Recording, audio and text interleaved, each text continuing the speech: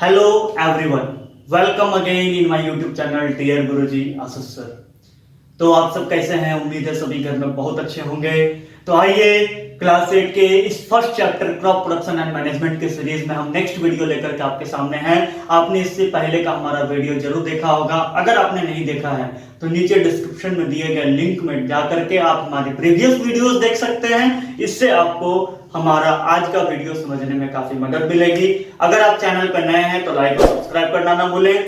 तो आज का हमारा टॉपिक है what are the activities used in crop production. That means crop production के लिए कौन कौन सी एक्टिविटीज हम लोग परफॉर्म करते हैं, उसमें मेजर एक्टिविटीज क्या क्या हैं, ये सारी डिटेल्स हम लोग देखेंगे आज के कंटेंट में कि कौन कौन सी एक्टिविटीज हैं। और सारे एक्टिविटीज को फिर हम फर्दर वीडियोस में वन बाय वन आपको मैं डील करूंगा। तो आइए देखते हैं एक एक करके आज की activities. Activities in crop production. Crop production के टास्क में कौन कौन सी एक्टिविटीज हम लोग यहां पर परफॉर्म करते हैं। तो सबसे पहला एक्टिविटी हमारा जो है वो है preparation of the soil.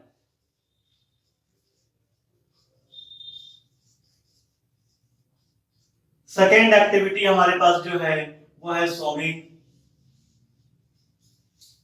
Third is applying manure and fertilizers. Fourth is irrigation. Fifth is weeding. और इसी को हम करते हैं रिमूविंग वीड्स।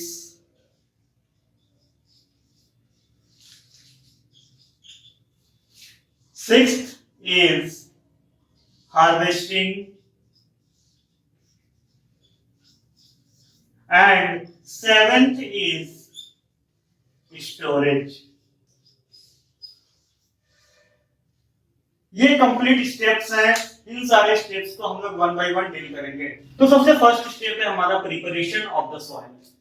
तो आप सभी जानते हैं कि जब हम एग्रीकल्चरल प्रोसेसेस परफॉर्म कर रहे हैं तो उसके लिए सबसे इंपॉर्टेंट होता है खेत को तैयार करना, कि खेत की मिट्टी हम कैसे तैयार करें। तो खेत की मिट्टी जब अच्छे तरीके से तैयार होगी तो फसल का प्रोडक्शन भी बहुत अच्छा होगा। तो इसके लिए आप सभी ने देखा होगा कि खेतों की पहले जुताई की जाती है, प्लॉविंग किया जाता है। ट्रेडिशनली ये प्लॉविंग का प्रोसेस हल और बैल के द्वारा किया जाता रहा है, लेकिन आज मॉडर्न टेक्नोलॉजी के हेल्प से आज ट्रैक्टर्स और कल्टीवेटर मशीन हमारे पास अवेलेबल हैं, जिसके हेल्प से प्लॉविंग का काम प्रॉपर्ली कंप्लीट होता है। और इसके द्वारा हम सारे के सारे फील्ड को, काफी बड़े फील्ड को इन मशीनरी का यूज करके काफी कम समय में बहुत ही प्रॉपर्ली कल्टीवेट कर सकते हैं, उसका प्लॉविंग कर सकते हैं। तो सबसे फर्स्ट प्रोसेस है प्रिपरेशन ऑफ द सॉइल। इसमें हम लोग क्या करते हैं? लूजनिंग और टेलिंग ऑफ द सॉइल। प्लविंग क्या है? अगर पूछा जाए व्हाट इज प्लविंग, तो प्लविंग कहता है द लूजनिंग और टेलिंग ऑफ सॉइल। मिट्टी जो जमी हुई है उसे ढीला करना, ताकि जो हम बीज बोए हैं, जो सीड्स हमने लगाए हैं, उसका रूट काफी तेजी से प्रॉपर्ली मिट्टी के अंदर तक पहुंच सके और उसको न्यूट्रिशनल सप्लाई सफिशिएंट अमाउंट में पहुंच सके। इसके लिए मिट्टी को तैयार करना नेसेसरी होता है।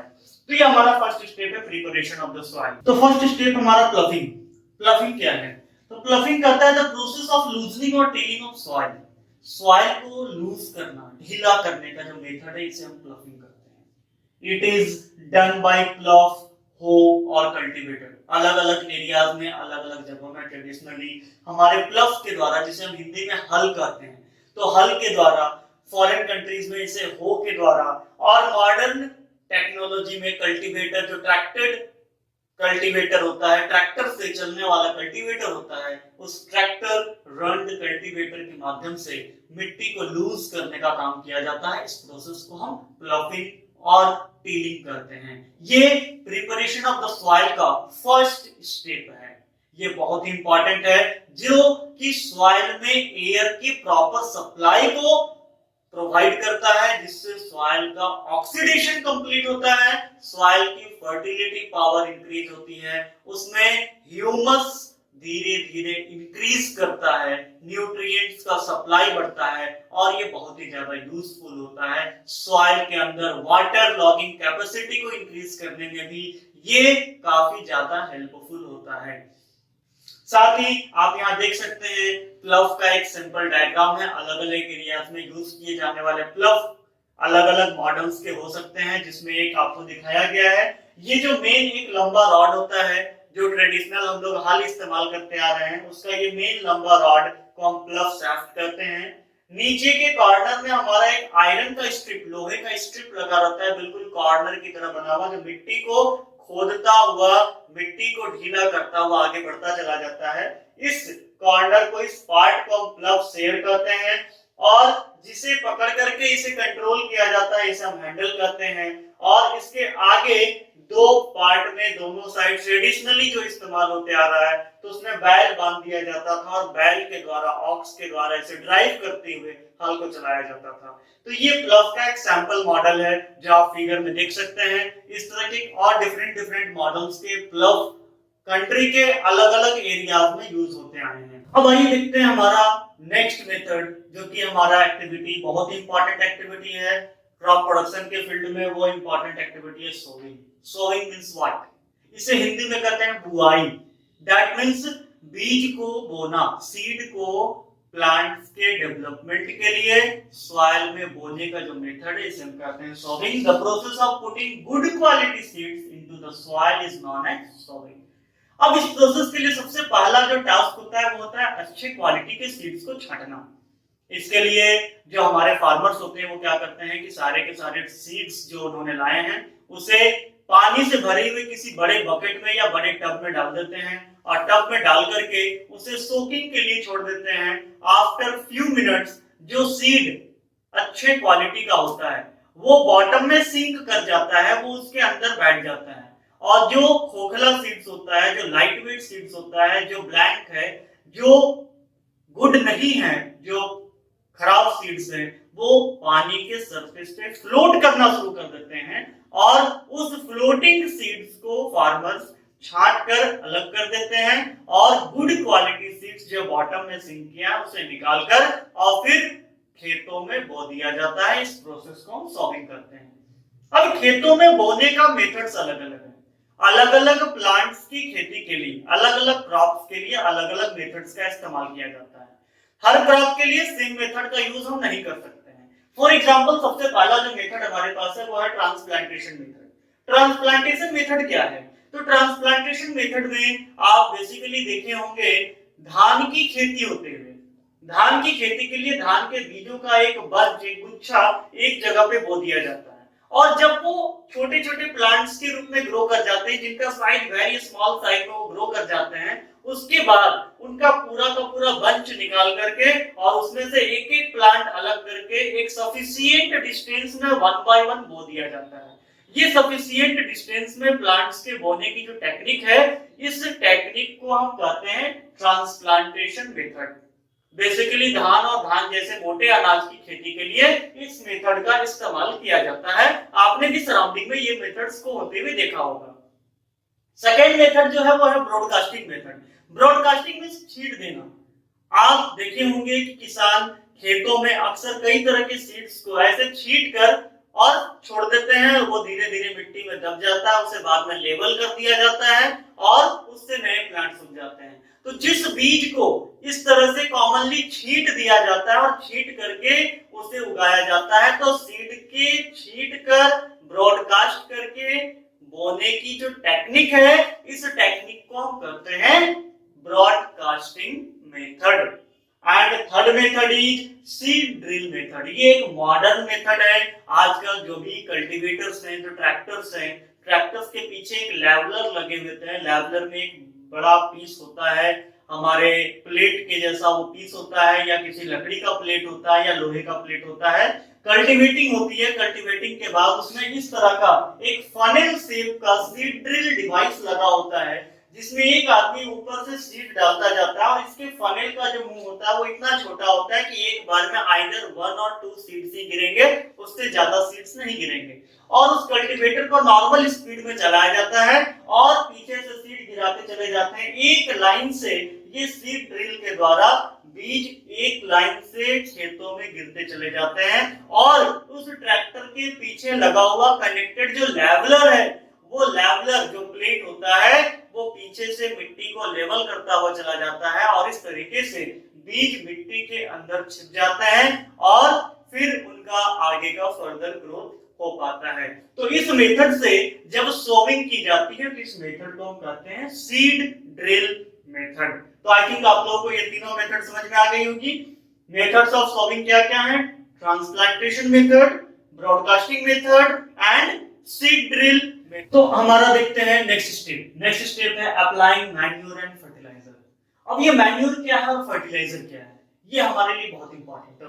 तो आप सभी जानते हैं कि हमारे बॉडी के ग्रोथ के लिए न्यूट्रिशन कितना जरूरी है। जिस प्रकार हमारे बॉडी के ग्रोथ के लिए न्यूट्रिएंट्स की जरूरत होती है, ठीक उसी प्रकार प्लांट्स के प्रॉपर ग्रोथ के लिए प्लांट्स को सफिशिएंट अमाउंट में न्यूट्रिएंट्स की जरूरत होती है और प्लांट्स को प्रोवाइड करने वाले न्यूट्रिएंट्स को ही हम कहते हैं मैन्योर एंड फर्टिलाइजर, जो एडिशनल रूप से बाद में सॉइल में ऐड किए जाते हैं, जो प्लांट की प्रोडक्टिविटी को इंक्रीज करने का काम करता है और लार्ज क्वांटिटी में उसकी प्रोडक्शन को इनहांस करने का काम करता है। तो आइए जानते हैं कि हमारा मैन्योर क्या है और फर्टिलाइजर क्या है और प्रॉपर वे में हम इसे कैसे यूज कर सकते हैं। तो manure it is an organic substance. ये एक ऑर्गेनिक सब्सटेंस है, that means carbon containing material है जो आइदर प्लांट और एनिमल वेस्ट से तैयार किया जाता है। ये प्योर नेचुरल है, इसमें कुछ भी आर्टिफिशियल नहीं होता है। For example cow dung, farm waste, animal waste, ये जितने भी वेस्ट मटेरियल्स हैं, गोबर इसका खासकर मुख्य रूप से इस्तेमाल किया जाता है मैन्योर के रूप में। और सबसे बड़ी खासियत इसकी ये है कि सॉइल में ये ह्यूमस के परसेंटेज को इंक्रीज करने का काम करता है, ह्यूमस बढ़ा देता है। ये प्योर नेचुरल प्रोडक्ट है जो प्लांट्स के लिए बहुत ही ज्यादा यूजफुल है, इसका कोई हार्मफुल इफेक्ट नहीं है सॉइल में। नेक्स्ट पॉइंट इसमें हम लिख सकते हैं it increases water holding capacity. ये सॉइल में पानी को रोकने की जो क्षमता है, वाटर होल्डिंग कैपेसिटी जो सॉइल की है, उसे इंक्रीज करने में बहुत इंपॉर्टेंट रोल प्ले करता है, जिससे ज्यादा लंबे समय तक प्लांट्स को वाटर की सप्लाई कंटिन्यूअसली मिलती रहती है और प्लांट्स को ये ड्राई होने से बचाने में एक इंपॉर्टेंट रोल प्ले करता है। नेक्स्ट पॉइंट आप इसमें लिख सकते हैं it improves the soil texture. ये मिट्टी का जो टेक्सचर है, मिट्टी की जो बनावट है, मिट्टी का जो पार्टिकल्स है, उसे ज्यादा फाइन बनाने में, उसे ज्यादा अच्छा डेवलप करने में ह्यूमस का, मैन्योर का एक बहुत इंपॉर्टेंट रोल होता है। दैट मींस आप ये कह सकते हैं कि हमारे क्रॉप का अच्छा प्रोडक्शन करने के साथ साथ हमारे सॉइल के टेक्सचर को भी काफी हाई लेवल तक इंप्रूव करने में बहुत इंपॉर्टेंट रोल प्ले करता है। उसके बाद आप लिख सकते हैं प्रोवाइड ऑल न्यूट्रिएंट्स। मैन्योर को ये स्पेसिफिक न्यूट्रिएंट प्रोवाइड नहीं करता है, ये सारे के सारे न्यूट्रिएंट्स अपने अंदर कंटेन करता है एक प्रॉपर अमाउंट में। अतः हम जब इसे खेतों में अप्लाई करते हैं तो ये पूरे के पूरे खेत की फर्टिलिटी पावर को इंक्रीज करता है, ना कि डायरेक्टली प्लांट को ये न्यूट्रिशन प्रोवाइड करता है।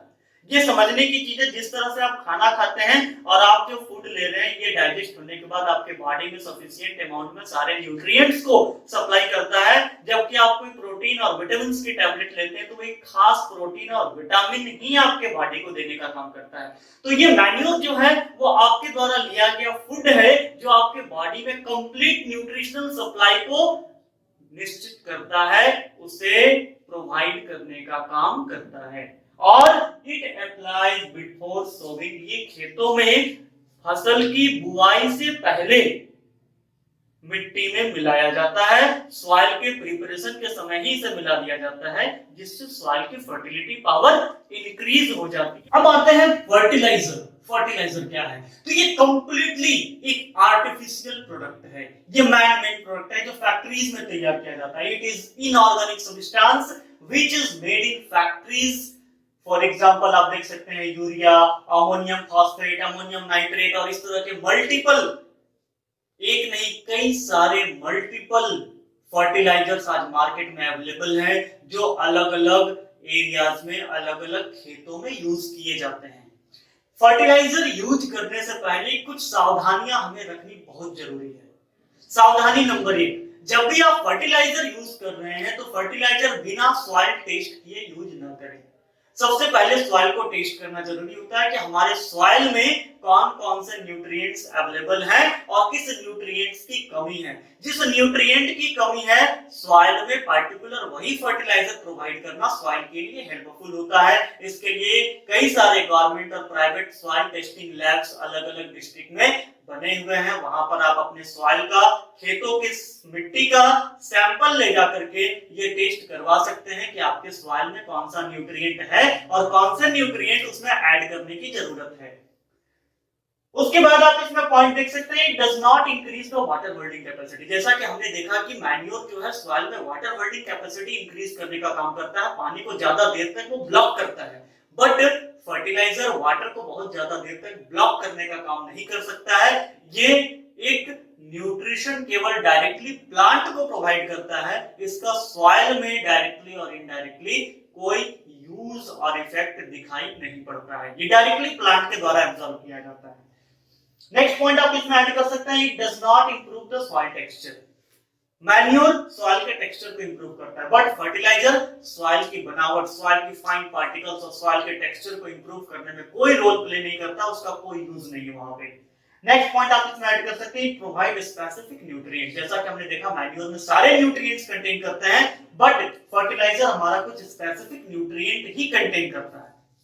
जिस पार्टिकुलर न्यूट्रिएंट का हम फर्टिलाइजर डाल रहे हैं वो केवल उसी न्यूट्रिएंट को सप्लाई करेगा, दूसरा न्यूट्रिएंट सप्लाई नहीं करेगा। एंड नेक्स्ट पॉइंट आप ऐड कर सकते हैं, it is applied after sowing. ये प्लांट्स के उग जाने के बाद, मिट्टी में प्लांट्स का ग्रोथ हो गया, एक सर्टेन हाइट तक उनका ग्रोथ हो जाने के बाद फर्टिलाइजर अप्लाई किया जाता है। सॉइल में इसे पहले अप्लाई नहीं किया जाता और इसका बहुत लिमिट अमाउंट में अप्लाई होता है। अगर आप ज्यादा अप्लाई कर देते हैं तो ये हमारे सॉइल के लिए काफी ज्यादा हार्मफुल है। सॉइल को ये इनफर्टाइल बना सकता है, सॉइल की फर्टिलिटी पावर जो नेचुरल है उससे ये डैमेज कर सकता है। साथ ही मिट्टी से ये जो बह करके आसपास के नियर बाय वाटर बॉडीज तक जो फर्टिलाइजर पहुंच जाता है, ये फर्टिलाइजर्स उसमें एल्गल ब्लूम का कारण बनता है, जिससे एक्वेटिक एनिमल्स को काफी ज्यादा हार्म होता है। दैट मींस ये फर्टिलाइजर अगर लार्ज अमाउंट में हम यूज करते हैं तो नियर बाय जो भी वाटर बॉडीज है, तालाब है, रिवर्स है और जो भी वाटर बॉडीज है, उससे ये काफी ज्यादा नुकसान पहुंचाने का काम करता है, वाटर को पॉल्यूट करने का काम करता है। वाटर में ये काफी ज्यादा न्यूट्रिशनल सप्लाई अचानक बढ़ा देने से कुछ एक्वेटिक एनिमल्स को प्रॉब्लम आ जाती है, वो डेथ कर जाते हैं, एल्गल ब्लूम हो जाता है और इस तरह के कई सारे कॉजेस यहाँ पे देखने को मिलते हैं।